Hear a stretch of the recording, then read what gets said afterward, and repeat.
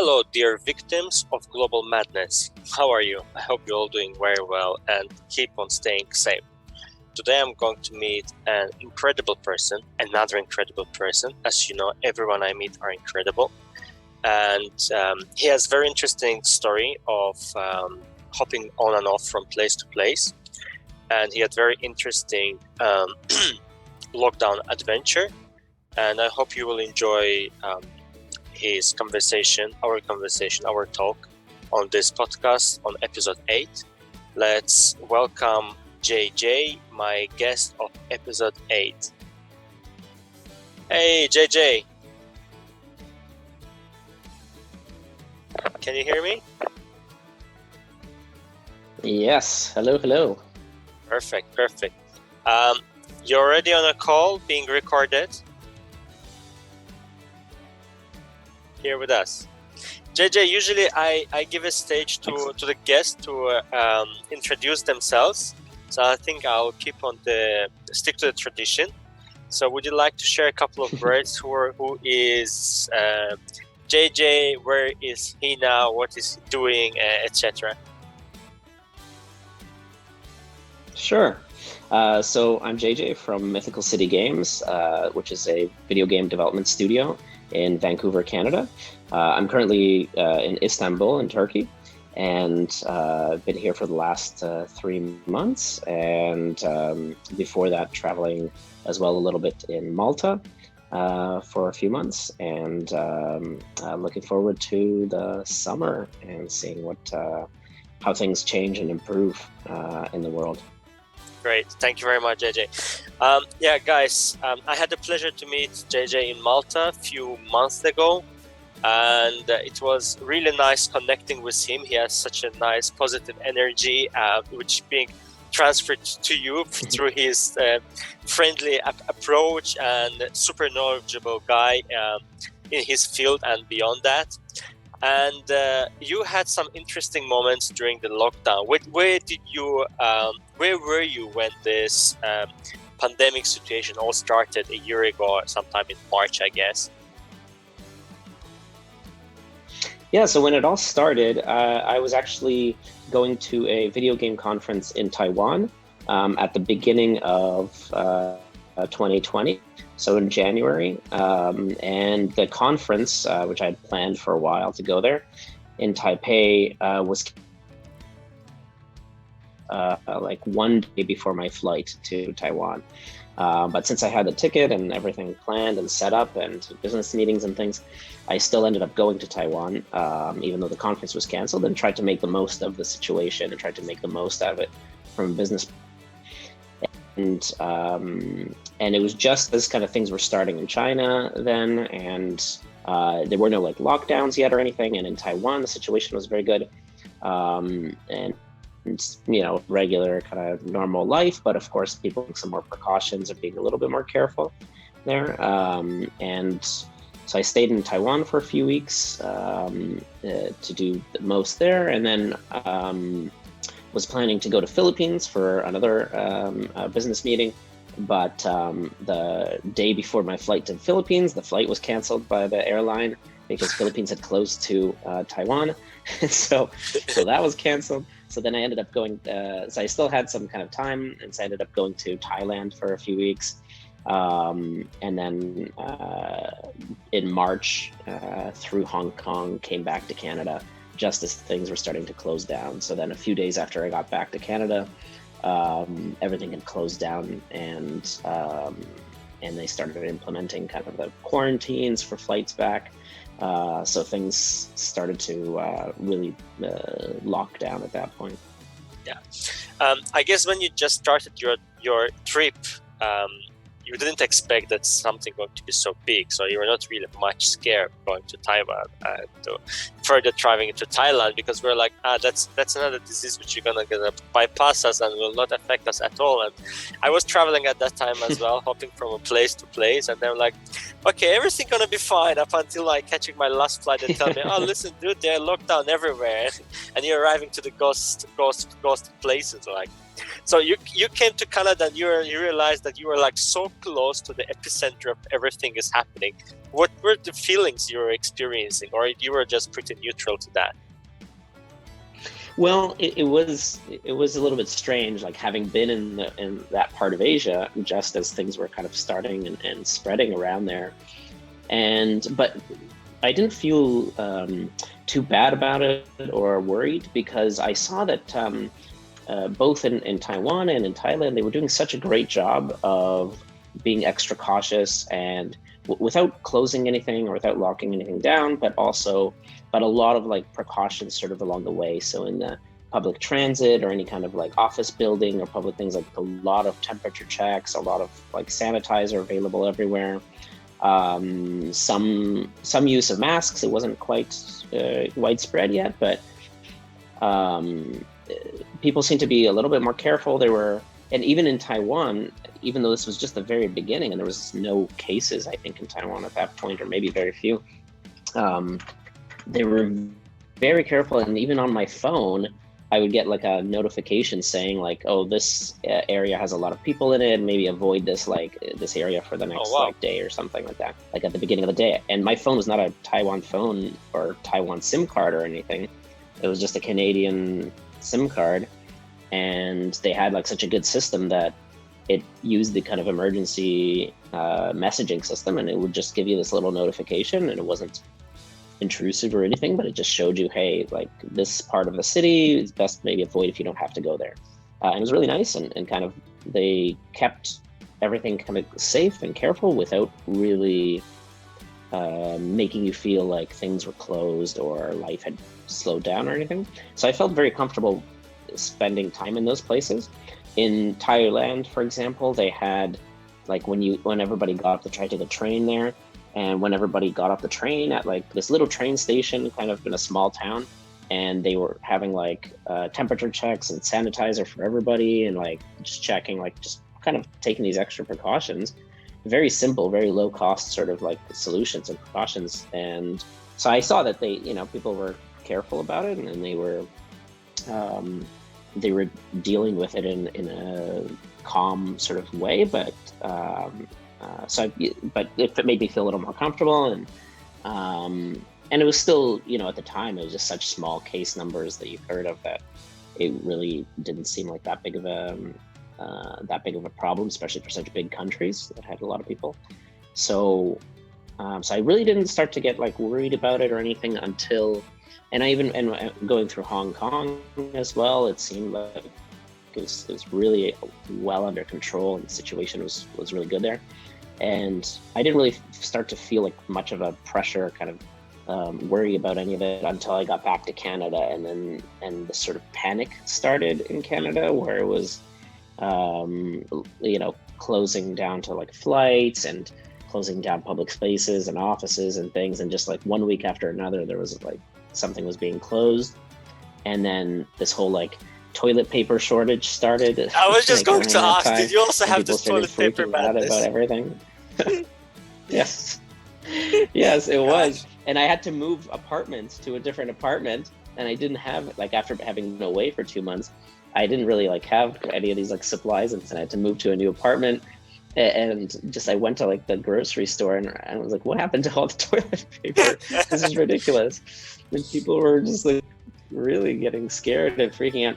And so that just seemed like total panic, where there was no really like kind of calm or concerted effort to like to keep things safe, or like, no kind of like no sanitizer, no temperature checks, no anything like that anywhere in Canada. And it just seemed like a mad sort of panic, just like, just stop doing everything. We don't know what to do, and we'll just stop doing everything. So that's what got me more worried or more concerned, because it was so sudden and so intense, rather than these other places that were like, okay, we're gonna put these couple of precautions and make everybody feel a little more comfortable. So that's, I think, but then it was a few months, then the summer really started. So the spring, and especially in Vancouver, the weather's not too bad there. And so in the spring it was already warm, and the spring and the summer started, and things were not bad there. So so it was really maybe a month or so of like kind of panic and a little bit scared situation there. But after that, once the summer started, things got better. For that 1 month's time, you moved the flat. You were living alone, I guess. And how was it for you? Like being, I mean, I know you as a very sociable person who likes to be around people, who likes to do some activities, never at one place. And we'll come to that a bit later on. But it's like for me, imagining you being even a month somewhere, like the person like me. I like myself. I like spending time with myself, but at the same time, I like having people around me, not necessarily talking to them, but at least like watching them and seeing them that they're there, if I need. So how was that moment for you, that month of not knowing what's happening actually? Well, so the first month, it was actually, so the situation in Vancouver, where I was living, it wasn't too bad. So yes, all like interior, like restaurants and bars and things were all closed and offices were closed. So we ended up, everybody's working from home, but there weren't too many restrictions for outside and kind of people being able to meet up outside or go for walks or hiking or things like that. So it wasn't so bad because yeah, we had to cut out all of the kind of stuff that was inside, but we could still meet with people and go for like in smaller groups, like just a few people go for walks or hikes or things like these outdoor activities, which is what Vancouver is really well known for, and it's like the best city to do this kind of outdoor activities. So it wasn't such a big shock, and it wasn't so tough to do that. And we had a really good group of friends so we instead of, we used to do things where we would meet in person or go somewhere or like play board games or things like that. But we ended up moving because a lot of my friends are also in the video game community there. We ended up moving a lot of that to playing games online together. And so it was kind of actually really fun where we had a chance to play all these games together online, and we play these types of games where it was really like sort of slow paced. So we were able to just socialize and chat and talk and catch up and stay connected and not feel like too lonely while we were all at home. And we played these games. So between that and being able to do things outdoors, it wasn't too hard. It was weird, but not too difficult for me personally. So basically technology, which is basically part of your bread and butter, help you to keep in touch with the friends and keep on moving on and probably develop some new ideas for some games. I'm not going to ask, maybe some great ideas came to your mind and you don't want to share it so the competitors don't steal that. Because I don't mind at all. Yeah, we can share. No, we did actually. So with this group of friends during this time, because we would meet in person, part of this kind of group of game developers, so sort of a professional network, and we used to have a lot of meetings in person where we would help each other and discuss our projects and things. And because we had to move those meetings online, we actually ended up, because we are all game developers, we got together and made our own kind of meeting application that was like a half game, half like meeting application to replace something like Zoom. And that was much more fun for us to meet in and talk in and be able to kind of interact, but also gave us that same sort of voice interaction as something like Zoom. So we ended up using this time to make our own kind of version of something like this. So that was also like a sort of fun, positive outcome of sort of having this time at home. Do you have it now publicly available? I mean, can people go on to their, App Store or to Apple Store to download such games and play them and enjoy this cool new features which you developed, your team has created? So we never made it publicly available. We only shared it within like the community of our professional community. So we could put it out there at some point. That's something we've been considering and talking about, but we have to figure out how to kind of how to wrap it into something that makes a little bit more sense to an average user, because it really was designed for like half like gamer, half game developer sort of interaction. So people that understand sort of the mechanics behind that. And so it's never really designed for like to be used by consumers or by people outside of that community. So what we would have to do is we would have to take that and spend a little bit of time to wrap that into some sort of an interface and a package that would make sense to most people. But I think there's some potential for it because it offers a different perspective on meeting and socializing. I think that's the new way of socializing as well. The world will. I hardly believe it will go back to the normal which we were used to, which I still hope. But this hope is fading away every month.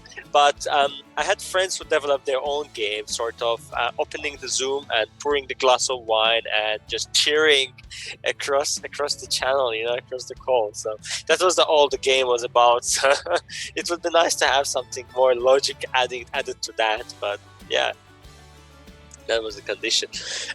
What happened after? So you were there, summer was starting, and all of a sudden then you appeared not to be in Canada. You start moving to places. Yeah, so things were starting to improve near this at the summer, and all around the world it seemed like things were getting a little bit better. And so I spent the summer there in Vancouver, and also kind of in the Vancouver area, really being the opportunity to do. I was sorry guys, we have an issue with the connection, like some of the national parks and things. Let me see if it restabilizes. Okay. So spending a little bit more of the time outdoors there, and as the situation was starting to improve both in Canada and other parts of the world, one thing I don't like to do is spend a lot of time in the winter in Canada. So try to find somewhere that's a little bit warmer and less gray and rainy. So I was looking at kind of different places to go, and I still had a bunch of flight credits from canceled flights because of the pandemic. So I had conferences that were supposed to happen all summer all over the world, but all of them were canceled and they turned into flight credits. So I had these flight credits and decided to go to Malta, which is a place I've always thought about and thought was really interesting to see, and a place that had a nice mild winter, good weather, and also the pandemic situation was very good in Malta. Very few cases.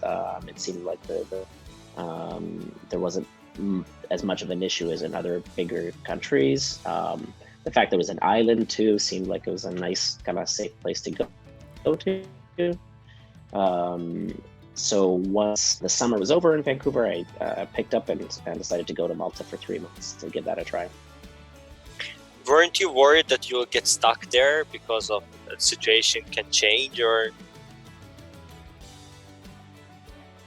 because? Yeah, so there was a bit of some thoughts about that. Is that we could suddenly change, and either something gets locked down or Canada maybe travel or things like that. But I figured that that's not that bad to get stuck in a beautiful place like Malta for a while or somewhere in Europe. It's not going to be forever, and if that happens, it happens, and you just live with it.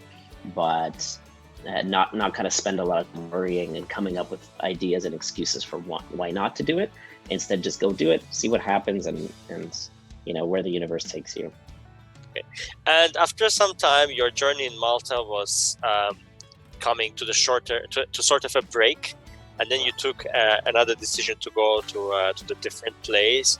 Did it come like you just picked a place, the location on the map, or you put a thought on it, you planned, you I don't know, analyze something, or you just I'm gonna go there just because it's close, or I want to be there? How was that decision taken? Well, I wanted to stay in Malta longer, so I didn't want to travel around. I just wanted to stay put where I was, and so I tried to see if I could stay in Malta longer, but it was complicated to try to extend visa. So after 3 months, my visa ended, and I had to leave the EU somewhere else. The situation at that point in Canada was January, so it was like the worst of the winter. So so it's not something I wanted to go back to experience even more. Plus there's a quarantine process in Canada, so that plus the winter, it seemed like a very appetizing idea to kind of go back there. But I didn't want to go somewhere far or travel too much. So I looked at kind of places that were open and had some a relatively good situation, while also had decent weather, mild winter. And so Turkey came up on the list as being one of the kind of few places nearby. That was just a one short flight away. It had parts of Turkey had much better weather, and the situation was good. And also Turkey was open to visitors, as long as you had a test, just did a PCR test. So that's how I picked Turkey, is kind of looking at places that were close, good weather, open, and I've never been to Turkey before, so I wanted to get a chance to at least see it a little bit, sort of wait out the worst parts of the winter and the pandemic there.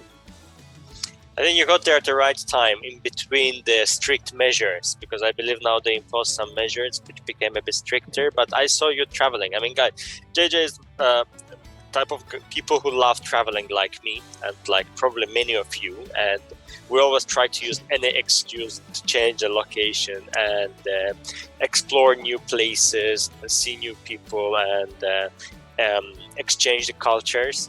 And he also doing very nice and incredible photos and videos of the places he is. And I will actually ask you if you would like to share with me a couple of collage videos you made in Malta, in Turkey, or anywhere else, for the content channel. So people at least those who didn't have a chance to go somewhere, or didn't have the financial means to do that, or was scared to go somewhere, at least can see some pictures or some videos of the places and travel remotely, let's say, do the online traveling in a way. So that would be really appreciated from you.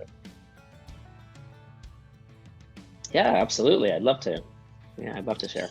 And through this year of let's say pandemic year, which was passing through, what was the things you can take from that year? I mean, many of us probably had some time to spend and think about the values in life, the things which are important to them, did some statements, did some goals for the next year, realize what is important for them.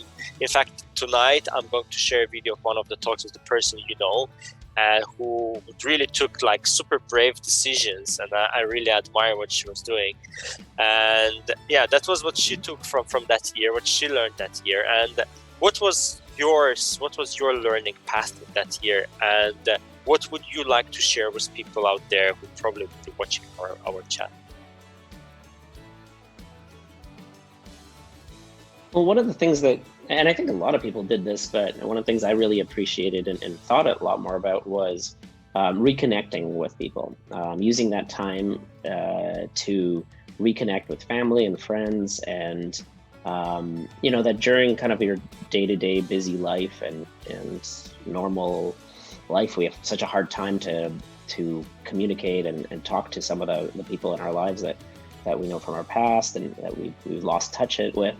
And so one thing I noticed was just that, near the beginning of it and in the summer, especially last year, I spent a lot of time like trying to find and reconnect with a lot of people. And they were doing the same to me, reaching out, people that I hadn't talked to for a year or two, and seeing how they're doing and kind of catching up again and using this opportunity to keep those relationships and those friendships going.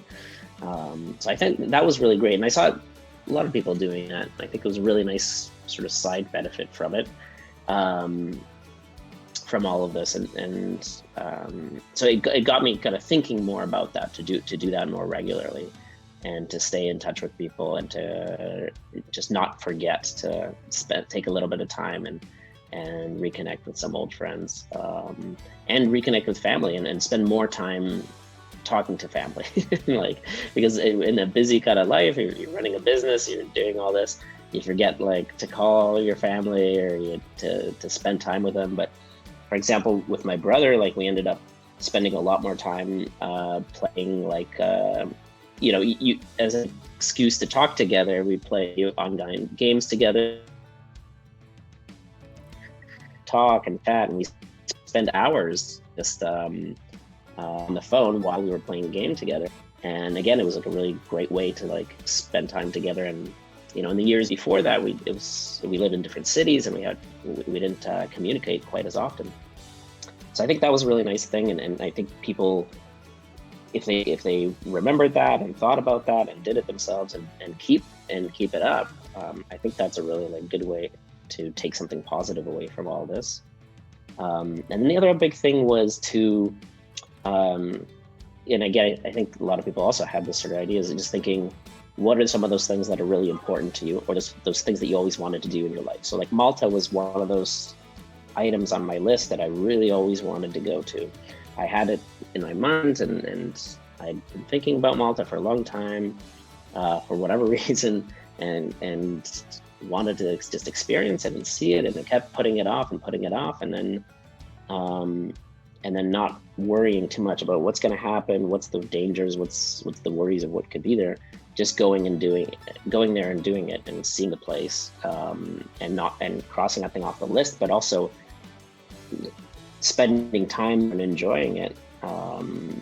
And that was so important, and I was so happy that I got to do that and take this opportunity to do it, and thinking more about some of those other things in my life where things that I've been putting off, and saying, okay, is there a way I can do it right now, or is there a way I can do it soon, and trying to plan for actually getting those things done or doing those things. Great, thank you. So basically, like it was anything in life, the moment we start, something is taken from us, we start appreciating and realizing how these things were really important for us, like the connection, the ability to be with those people who these people will like, will love, and will want to spend time together. The moment they tell us, listen guys, you can't do that, realize, oh wow, that's like pretty important. I mean, we need this human connection. Very important. We can't stay without that. So yeah, and I'm glad that you managed to use this time to reconnect with the people who are important to you and to your life. And also, I would like to thank you to finding the time to connect to that call and share part of your journey of that year. And also, I would like to thank everyone who's watching or going to watch that video. And if you guys like it, press the like button and subscribe to the channel. Show that you're interested in that, so I can meet more people and talk to them and share more stories with you. And also, if you would like to join the call, just let me know. I'm more than happy to speak to people who are out of my friends list, but I would like to add you to that one as well. Yeah. JJ, thank you very much for your valuable time. I really appreciate it, connecting while being in Turkey. I know it's like it must be a bit hectic time, like moving the things around. And I hope to see you again, and soon, maybe in Malta or anywhere else. I mean, the world is round and it's not too big as we may think. They already start exploring the Mars. I hope they will not up there.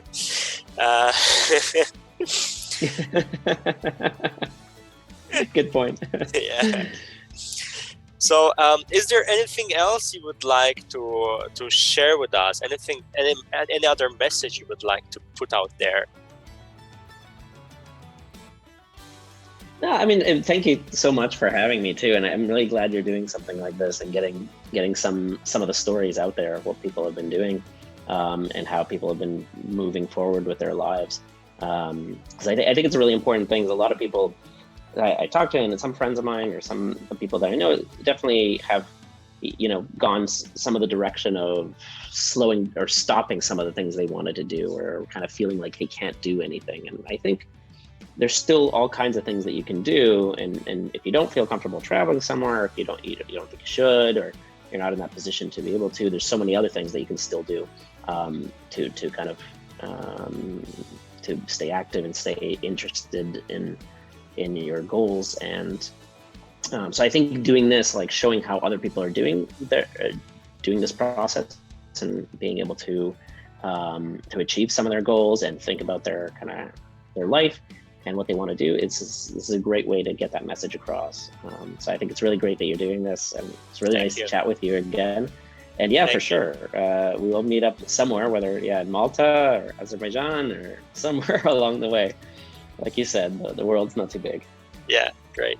Thank you very much. Thank you very much, JJ. Thank you, everyone. And I wish you, JJ, and everyone who's watching us, who don't have a luxury of watching us, to stay safe and take care of yourself. Bye-bye.